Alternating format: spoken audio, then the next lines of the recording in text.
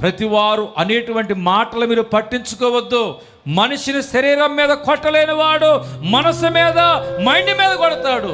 నువ్వు పడిపోతావు. ప్రతి మాటను పట్టించుకున్నావంటే నీ జీవితంలో గమ్యస్థానానికి నువ్వు చేరలేవు.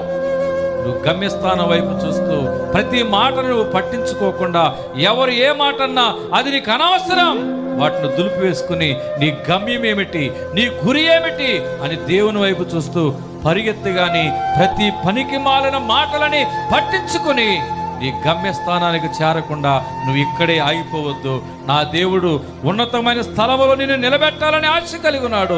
ఆ ఉన్నతమైన స్థలం వైపు పరిగెత్తడానికి నువ్వు నడువు గాని ఈ పనికిమాల మాటలు పట్టుకుని కృంగిపోయి ఇక్కడే నీ జీవితం ఆగిపోకూడదు, ఇక్కడే నీ జీవితం ముగించబడకూడదు. కాబట్టి నువ్వు ధైర్యం తెచ్చుకో. నీతిమంతులు సింహం వలె ధైర్యంగా ఉంటారు. కాబట్టి నువ్వు ధైర్యంగా సాగగలిగితే, నువ్వు ధైర్యం తెచ్చుకోగలిగితే